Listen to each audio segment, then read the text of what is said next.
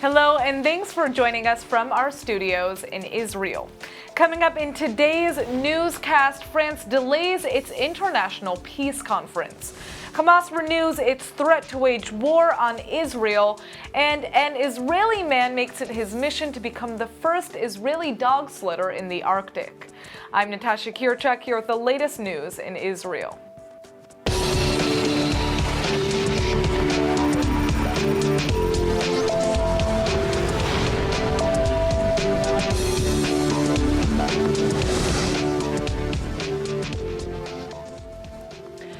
Two Israeli border police officers have been injured in a stabbing attack in Jerusalem after a terrorist from the West Bank charged them with a screwdriver. The incident took place at around 1 p.m. this afternoon near the Lions Gate in Jerusalem's Old City. Details of the attack still remain unclear, but according to reports, the two wounded border police officers were stabbed repeatedly with a screwdriver. Paramedics treated both officers at the scene before transferring them to the Hadassah University Medical Center in Ein Kerem.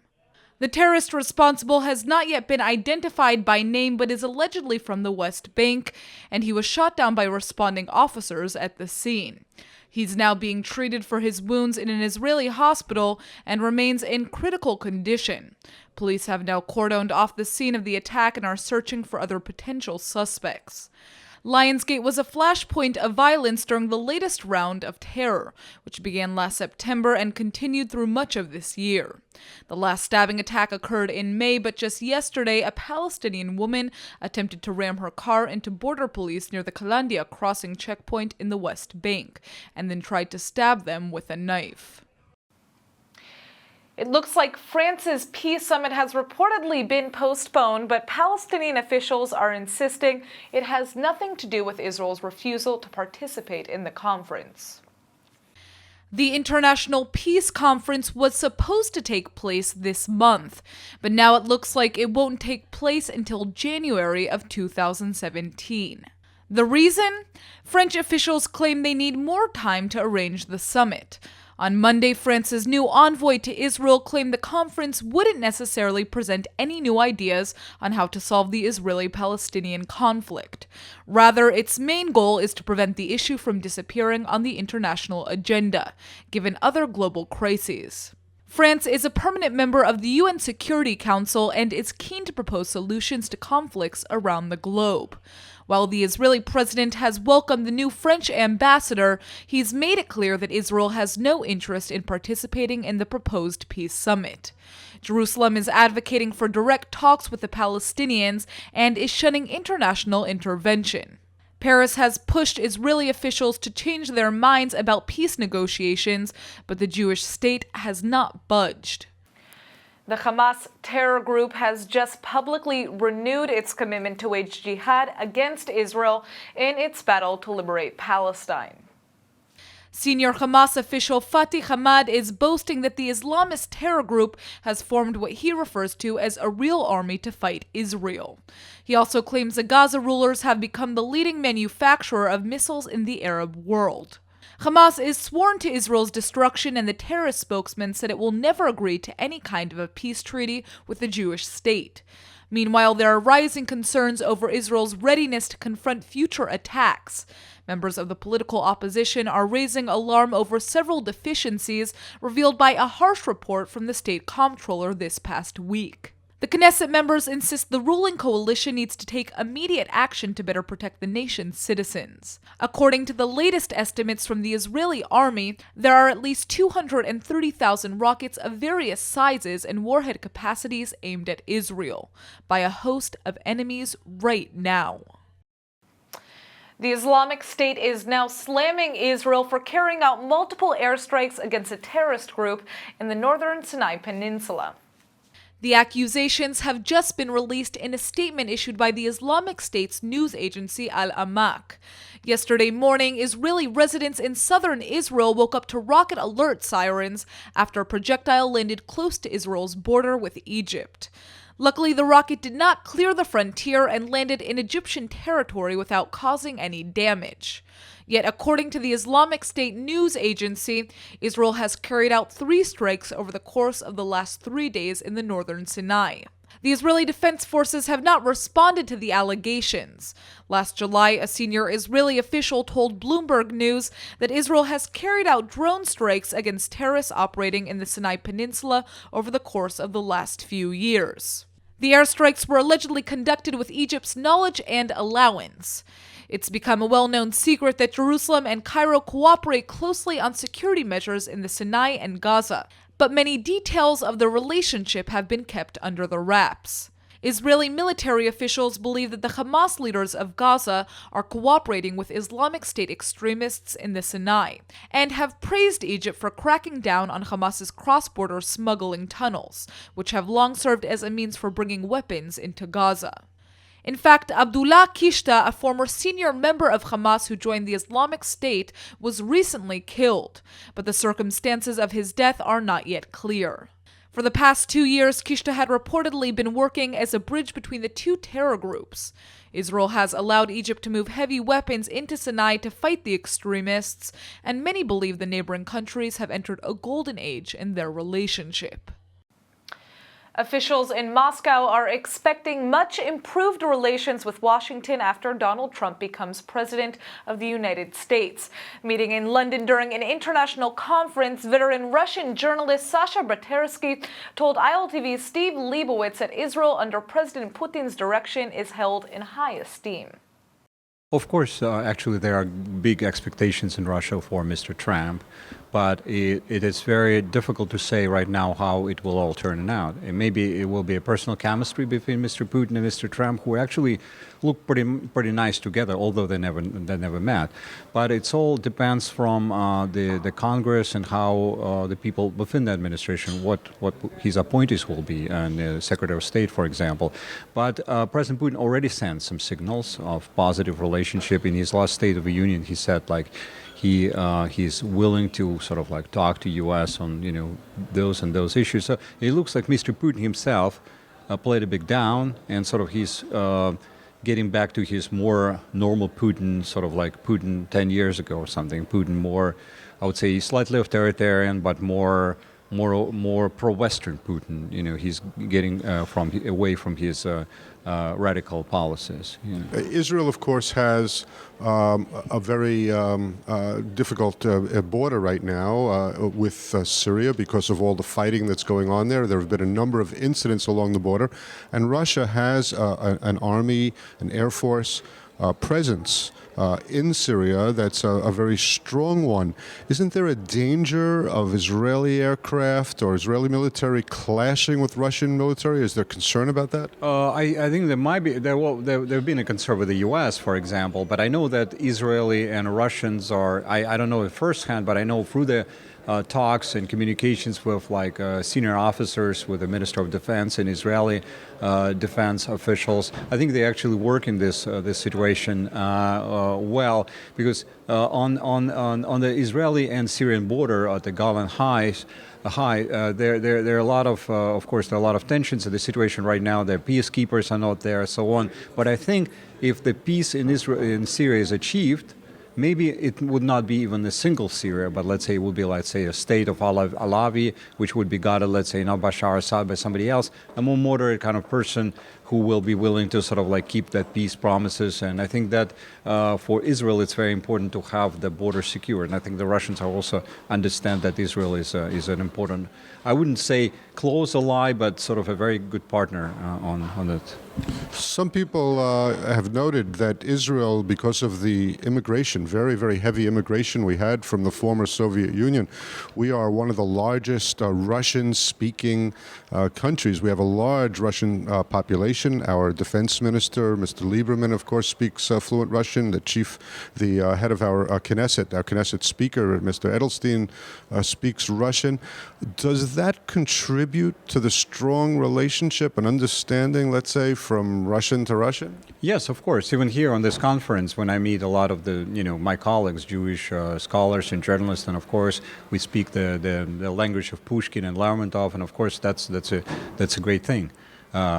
Unfortunately for us, it's very important that we are actually together and we understand each other. So it's very important. So Israel and Russia have the strong relationship. But maybe I can challenge you a little bit. I can say that as a Russian, I don't want our Jews to go to Israel. I want our Jews to stay with us in Russia, to have good life, to have to attend synagogues, to be friendly with Russians, and because those Jews have contributed a lot of wealth and prosperity to Russia, and we're very grateful to them. Just a final note, I know you said to me that you are 17% Jewish. That's a very precise kind of number, but you've not yet been to Israel. When are you going to make your first trip to Israel, Sasha? I'd like to make my first trip to Israel maybe this next spring, definitely. And of course, yes, I do have some Jewish blood, and I'm very interested in Jewish traditions and Jewish Russian culture.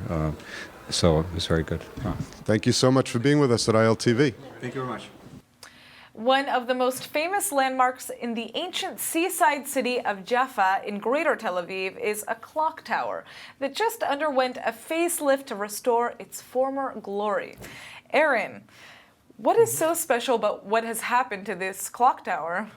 Well, aside from the physical restoration, which I'll get to in the report, it's really just a beautiful story about keeping up with the ideal of preserving history here in the Middle East and here in Israel, regardless of whether or not that history is Jewish.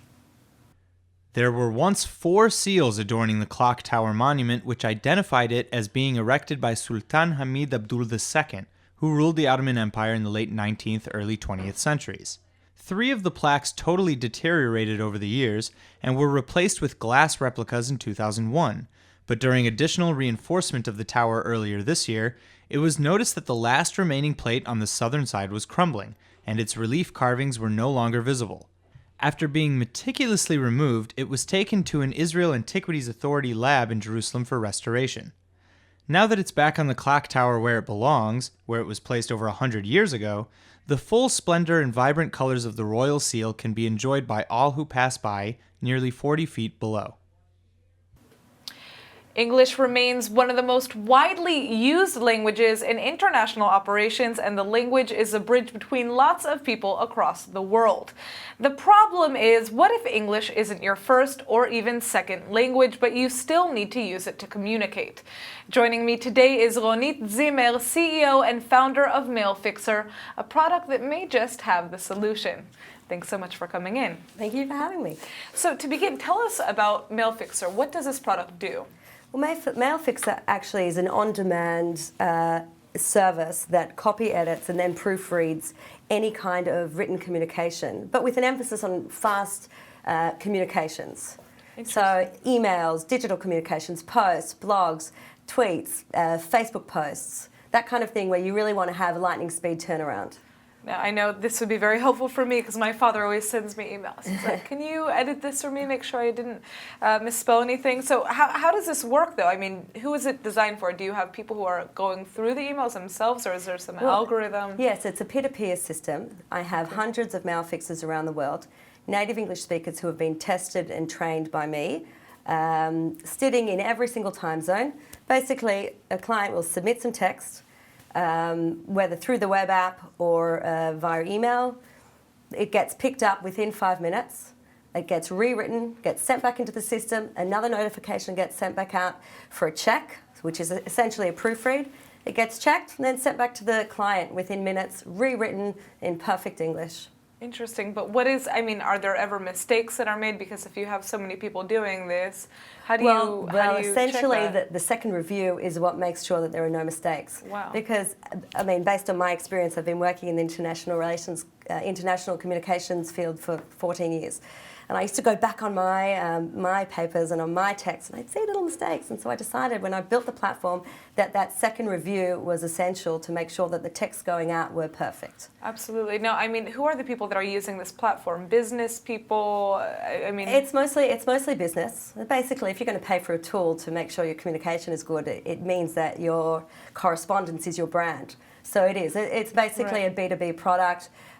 We have large companies and small companies. We have clients mostly here in Israel, but heaps also in the US. We have in Japan, in Taiwan, in Korea. We're getting around. No, it really is a brilliant idea. What inspired you to come up with this? Actually, funnily enough, my old boss at the Paris Centre for Peace, so that's where I started when I first made Aliyah, he called me the other day on a completely separate, just on something completely separate, and I said to him, "You were my patient zero." He used to call me up and he'd start dictating an email to me, and I would rewrite it in fluent and professional English. And that's where it started. And then from there, I created a consultancy beyond Israel, and we did all sorts of written communications. But we found ourselves writing and rewriting and translating emails and just the most basic day-to-day correspondence, which someone where English is not their first language just kind of has that little bit of difficulty, or it just takes too long and it still just doesn't quite get out. It just doesn't come out right. Something gets lost in translation. It's not as engaging as it should be, and it's not as effective. And I thought I can scale something like that, where I can provide an on-demand and efficient, easily accessible service just to help level the playing field, really, for non-native speakers. I mean, on the flip side, I write in Hebrew, but my Hebrew is not perfect, and I would love to have somebody who could give me a quick check on my Hebrew text as well, in the same way. Well, so maybe that's where your company needs to be headed, It right? is. For other languages as well. Definitely. We'll be heading in the multi-language zone too. Definitely. Absolutely. Now, how many people are operating as mail fixers now? How many?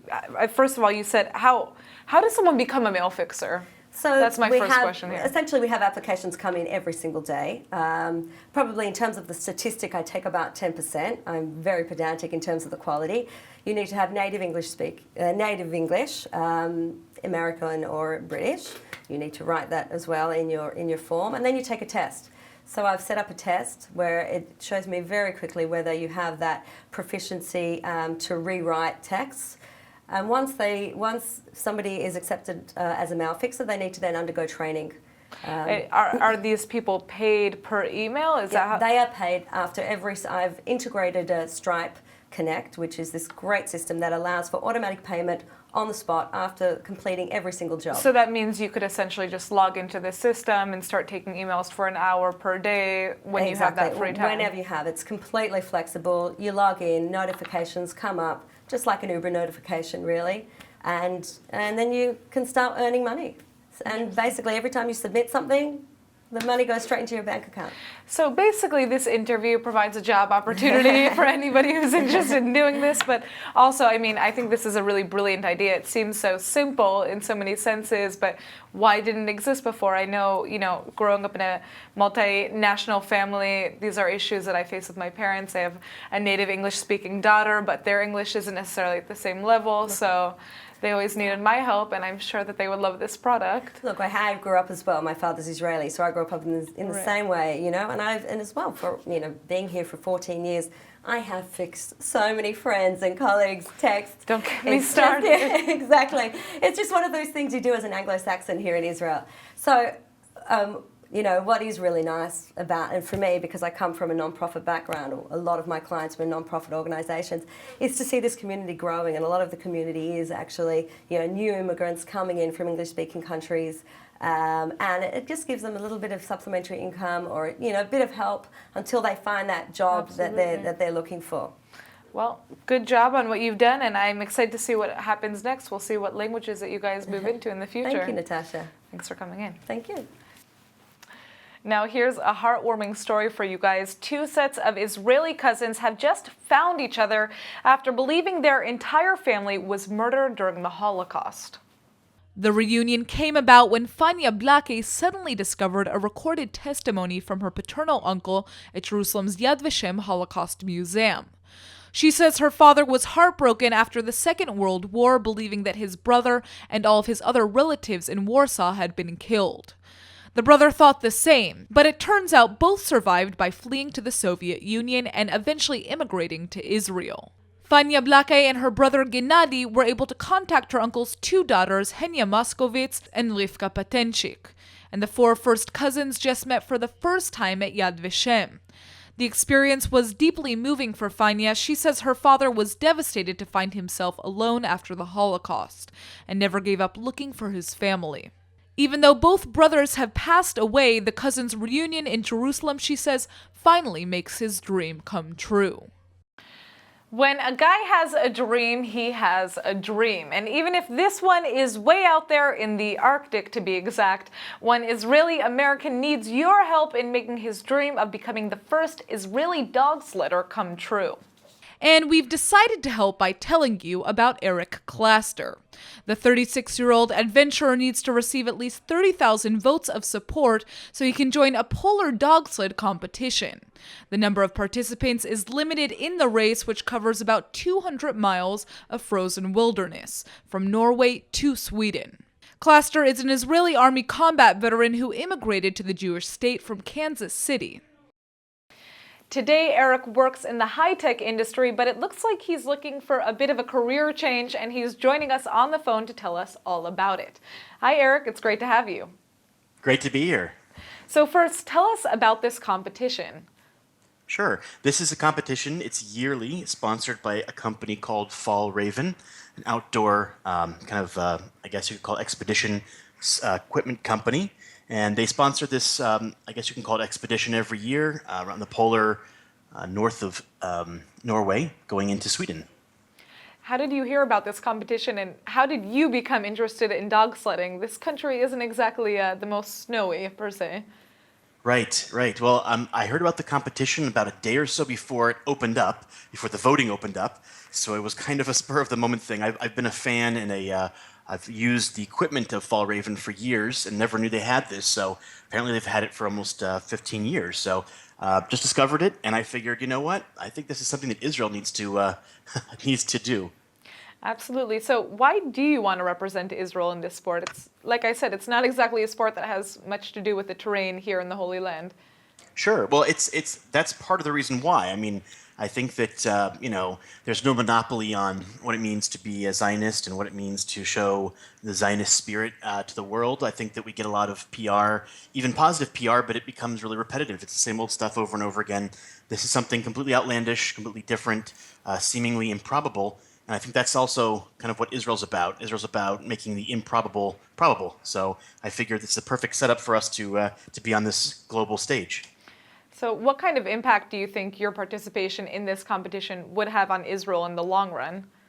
Well, it's interesting because there's 13 delegates from different countries all over the world, and then there's the 14th category, which is like the other countries. So major countries like the U.S. and even Sweden, Germany, Canada, they have their own country category, so they're only competing within their own. We, Israel, are in the other category, so we're competing with the other 150, 180 countries of the world. So just getting to the actual expedition in and of itself is a huge statement about people in Israel and their desire to really put us on that stage and be there with all those other 14 countries. It's not a lot. So that in and of itself says a lot. And I think also people here in Israel, again, I think that people need to understand that whatever they're good at, whatever they want to do, no matter how improbable or impractical it might be, if they want to represent Israel, then they should do it. Now, like I said, it's not necessarily easy to train for this sport here in Israel. How do you plan on doing that? And do you have any experience, dog sledding in the past? No, I mean, I have a lot of outdoor cold weather experience. I grew up in America where there was a lot of that. So I have that experience. But in terms of the physical training, I train, on a regular basis that we've kind of changed it up a little bit in anticipation of this. So, mainly a lot of resistance training, a lot of strength training in a kind of non-traditional exercises, but also trying to do a bit of cold weather training. Kind of some very odd types of items like jumping into freezing cold water and trying to understand how the body reacts to extreme cold and just to do regular activities, and how your brain reacts, because your brain and your body, they act completely different in these types of extreme 20, 30 below zero temperatures. All right. Well, what do you think the likelihood is that you're actually going to make it into this competition? Well, it's interesting. We have kind of two ways to make it in. The one way is to win out our category for votes, which we're a bit behind, but we've got a good push here towards the end. The voting ends tomorrow to be the first in our category. Aside from that, they choose an additional candidate within each category that has nothing to do with their vote collection, has just to do with their, I guess, analysis of thinking who would be great to have on this trip. So that's also kind of, we've got that going for us, because obviously having Israel in this competition is a bit of an exotic choice. So we're hoping that they're going to look at us and try, if we don't win out in votes, then maybe that they'll look at us in that light as well, and we'll have a chance potentially as well. So. Absolutely. Well, all right, guys, this great Israeli outdoorsman is already referring to himself as Arctic Eric. So if you'd like to help him on this incredible journey, you can cast your vote online and try to hurry. The deadline to vote ends tomorrow. If he gets in, we'll be sure to let you know how he does. Thanks for joining us, Eric. My pleasure. Thank you. And now for our Hebrew word of the day. Navigating the hustle and bustle of your day can be tiresome, and sometimes you feel like you're invisible and nobody's paying attention to your needs. So today's word is ez, meaning goat. Yes, you heard that correctly. You're probably wondering what a goat has to do with invisibility. Well, in Hebrew, a common idiom is ma'ani, ez, meaning what am I, a goat? If you're still confused, it's okay. Basically, it's just a sarcastic way of protesting unfair treatment in Hebrew, like being ignored or treated like a loser. It's almost the same thing as saying, what am I, chopped liver? Makes more sense, right? Now, of course, you could use the word ez to buy gvinat ezim or goat cheese from the supermarket, or to say hello to an actual goat at the petting zoo. But remember that when you feel like the ez in the room, it's not always such a bad thing. Ez can also mean intense, fierce, and strong, so just own it and be the best ez anyone's ever been. All right, let's go ahead and take a look at the weather forecast. ILTV's weather forecast is sponsored by Adopt a Savta, taking care of Israel's lonely Holocaust survivors. Tonight will continue to be cloudy with scattered showers and a low of 53 or 12 degrees Celsius. Tomorrow you can expect a chance of light rain, while the day will be mostly cloudy and cold. The high should be 60 or 16 degrees Celsius. All right, everybody, that's it for today's news. Today's exchange rate is 3.8 shekels to the American dollar. Remember to sign up for our daily newsletter at iltv.tv. Thanks for watching, and see you tonight.